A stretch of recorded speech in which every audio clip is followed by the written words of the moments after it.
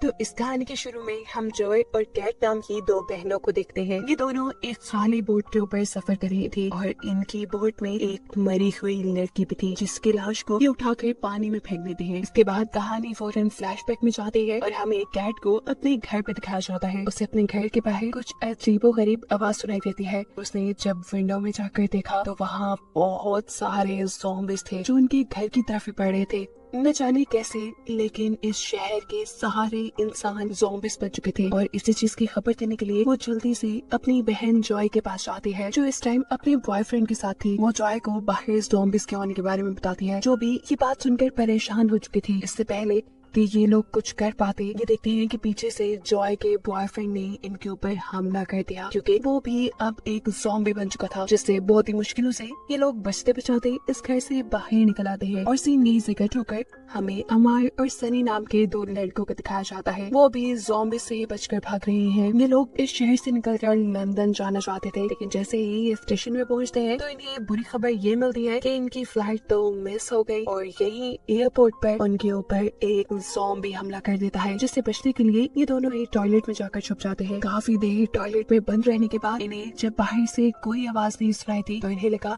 कि शायद सारे ज़ॉम्बीज़ कहीं चले गए हैं। मौके का फायदा उठाते हुए ये लोग दरवाजा खोलते हैं और देखते हैं कि सारे ज़ॉम्बीज़ मिलकर एक इंसान को खा रहे थे। अमर मोबाइल से जैसे ही इन लोगों की पिक्चर क्लिक करता है तो पिक्चर के क्लिक होने वाले शोर की वजह से सारे के सारे ज़ॉम्बीज़ इनकी तरफ अट्रैक्ट हो जाते हैं, जिन्हें देखते हुए ये लोग जोर से चिल्लाते हैं और मुश्किलों से अपनी जान बचाकर यहाँ से भागते हैं। दूसरी तरफ कैट और जॉय ने भी शहर के ज़ॉम्बीज़ से बचने के लिए किसी आइलैंड पर जाने का फैसला कर लिया था। इस शहर से बाहर जाना था तो इसके लिए उन्हें बोट चाहिए थी।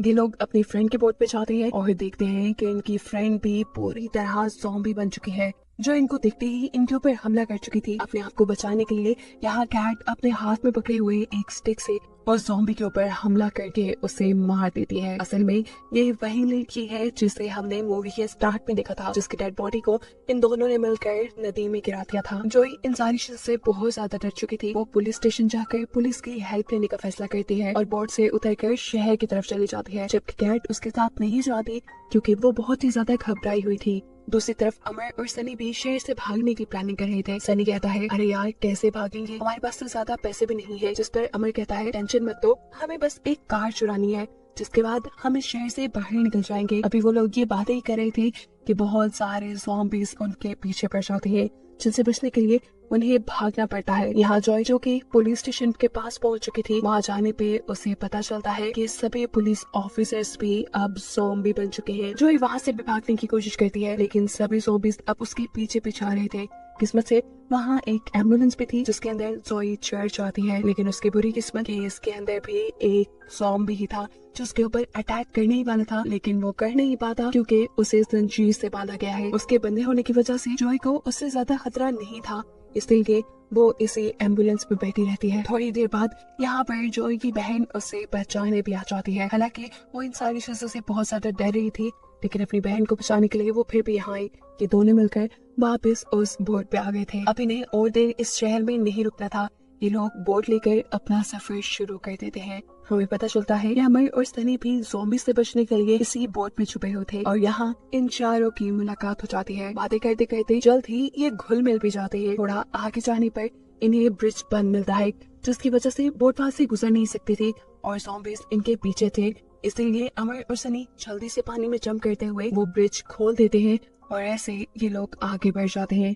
ये लोग कॉन्टिन्यूस यही प्लान कर रहे थे कि आखिर इन ज़ॉम्बीज़ से कैसे बचा जाए। जो फैसला करती है कि वो अपने भाई को कांटेक्ट करेगी जो कि आर्मी में होता है, लेकिन कांटेक्ट वो कैसे करती, फोन तो उसका घर ही रह गया था। वो बिना कुछ सोचे समझे बोट से उतर कर घर की तरफ चल देती है ताकि वो अपना फोन ले सके।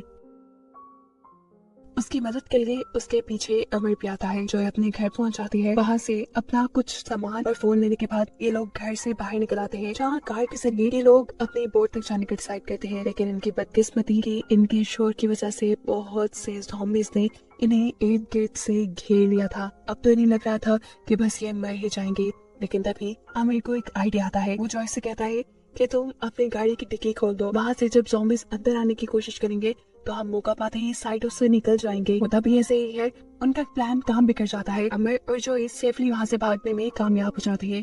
दूसरी तरफ हमें बोट का सीन दिखाया जाता है जहाँ पर कैट की एक दोस्त आई है। वो भी उनकी तरह इंसानी ही है, अभी ज़ॉम्बी नहीं बनी, इसलिए वो भी इस शहर से बाहर भागना चाहती थी, जिसके लिए ये लोग उसकी मदद कर देते हैं और वो इनकी बोट में बैठ जाती है। लेकिन कुछ ही देर में हमें फील होता है कि सैंडल धोखे से यहाँ आ गई थी। ऐसा लग रहा है कि वो इन्फेक्टेड है क्योंकि वो ज़ॉम्बीज़ जैसी हरकतें कर रही है। लेकिन जैसे ही कोई इंसान यानी कैट के ग्रुप का कोई भी उसके आसपास होता है तो वो बिल्कुल नॉर्मल इंसान की तरह एक्ट करती है। लेकिन वो कितना भी इस सच्चाई को छुपाती, एक टाइम पे ये सामने आ ही जानी थी। जैसे ही ये लड़की पूरी तरह ज़ॉम्बी में कन्वर्ट होती है तो सच इन सब लोगों के सामने आ जाता है। ज़ॉम्बी बनते ही वो कैट के ऊपर हमला कर देती है, लेकिन कैट अपनी जान बचाते हुए वहाँ से भागती है और आखिर उसके ऊपर क्रॉसबो से हमला करते हुए उसे मार कर पानी में गिरा देती है। इस लड़की से जान छुड़वाने के बाद ये लोग अपना सफर कंटिन्यू करते हैं और पहुँच जाते हैं एक होटल के सामने। लेकिन यहाँ पहुँच के वो खुश नहीं हुए बल्कि परेशान हो गए क्योंकि ये वही होटल था जहाँ से रात इन्होंने अपना सफर शुरू किया था। यानी ये लोग घूम फिर कर वापस उसी शहर में आ गए और ये काफी खतरे की बात थी। इस टाइम इनके पास खाने पीने को भी कुछ नहीं था, इसीलिए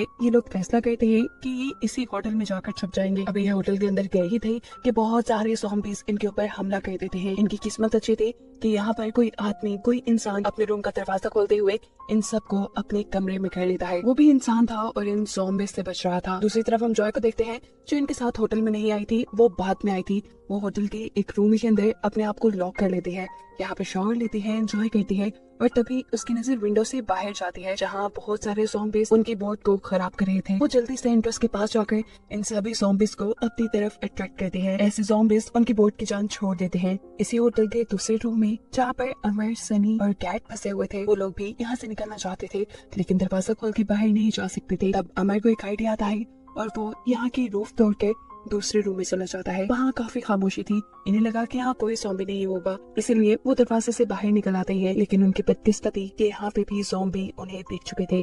बहुत ही मुश्किल से ये लोग एक एलिवेटर में चढ़ते हुए होटल की रूफ तक आ जाते हैं, लेकिन अब उनके पीछे पीछे सारे ज़ॉम्बीज़ भी आ गए थे और इतने सारे ज़ॉम्बीज़ को देखते हुए कैट इनसे कहते हैं हमारे पास यही ऑप्शन है कि होटल की रूफ से हम बाहर बोट के ऊपर जंप करें। बोट पे जो पहले से ही इनका वेट कर रही थी। यहीं पर अमर एक टनल को नोटिस करता है जो ठीक होटल की रूफ से होटल के ग्राउंड फ्लोर तक आ रही थी।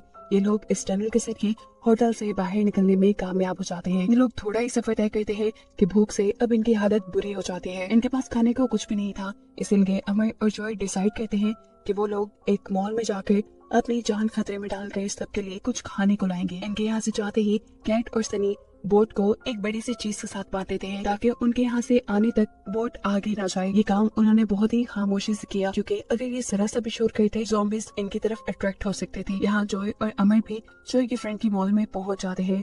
वहाँ से ये लोग कुछ खाने पीने का सामान ले रहे थे, लेकिन तभी अमर को वॉशरूम जाना पड़ता है। जॉय की फ्रेंड उसे कहती है जरा ध्यान से, वहाँ मैंने ज़ॉम्बीज़ को बंद किया हुआ है। सनी और कैट जो कि बोट में बैठे हुए उनका इंतजार कर रहे थे, ये लोग देखते हैं कि आहिस्ता आहिस्ता नदी में पानी का लेवल भी कम हो रहा था।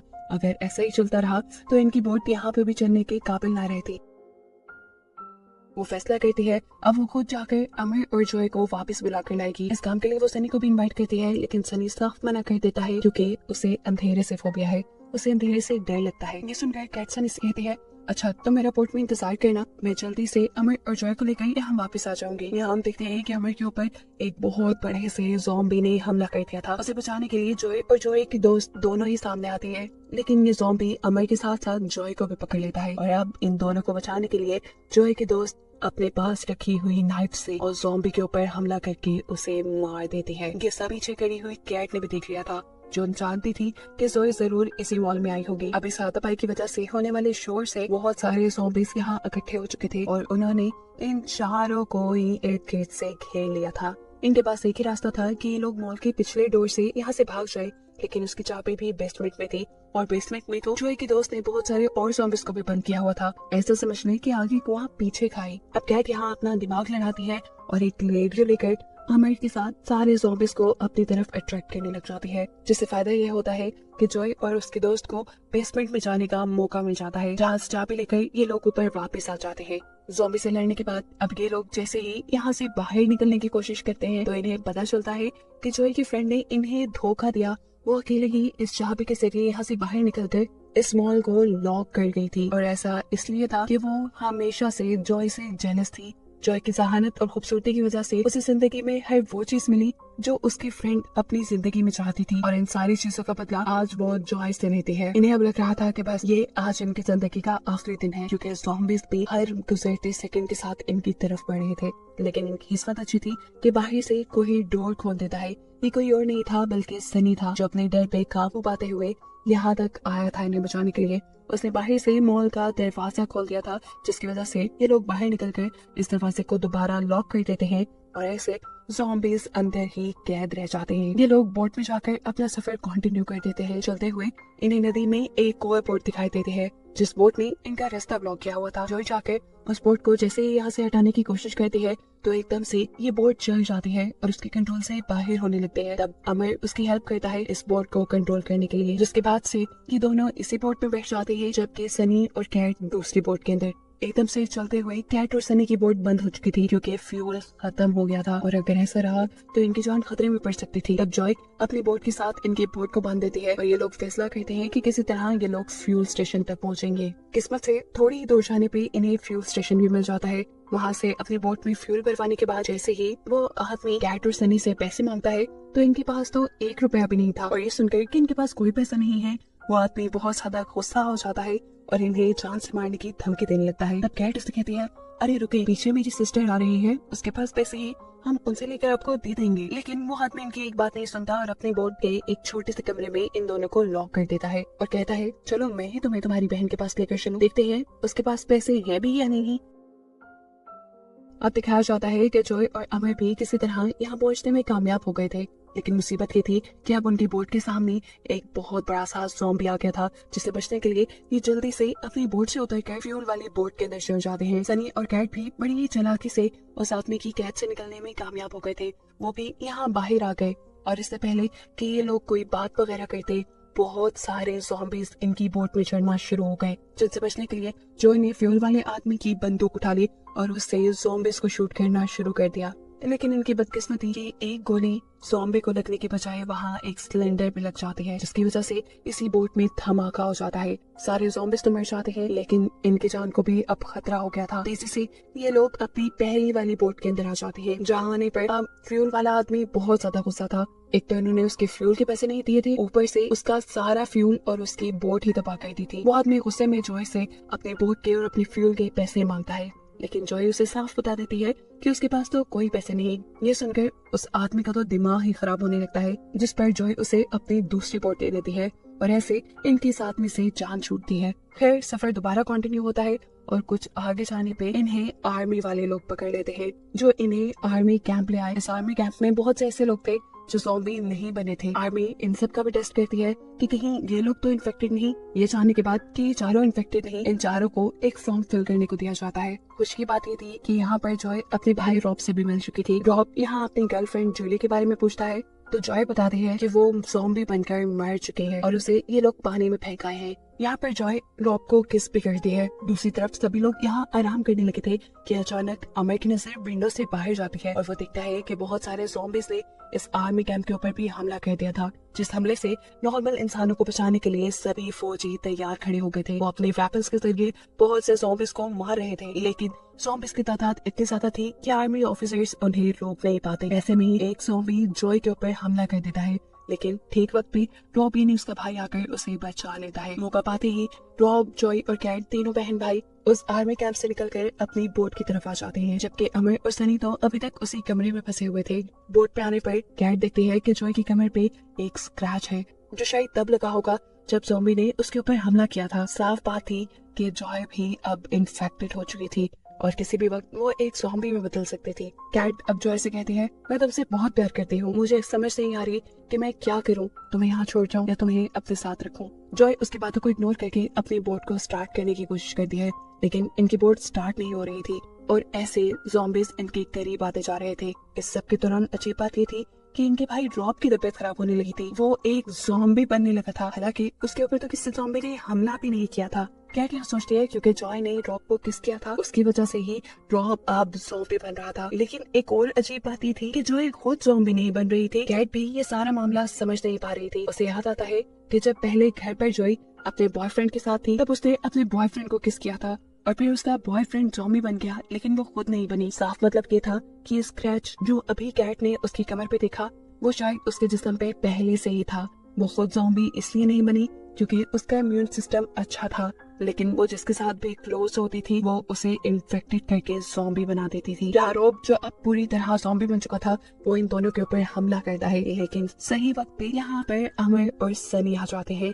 जो रॉब के साथ साथ यहाँ मौजूद सभी ज़ॉम्बीज पर हमला करने के बाद अपनी बोट में वापस आ जाते हैं। फिलहाल इन्होंने दोबारा इन ज़ॉम्बीज से अपनी जान बचानी थी और ये लोग इस शहर से भी निकलने में कामयाब हो गए थे। जॉय को इन्होंने अभी तक अपने साथ रखा हुआ था क्योंकि वो खुद ज़ॉम्बी नहीं बनी थी, बेशक वो दूसरों को इन्फेक्टेड कर देती थी। ये लोग जानते थे कि इन्हें जॉय से कोई खतरा नहीं है और इन चारों को एक साथ दिखाते हुए ये कहानी यहाँ खत्म हो जाती है।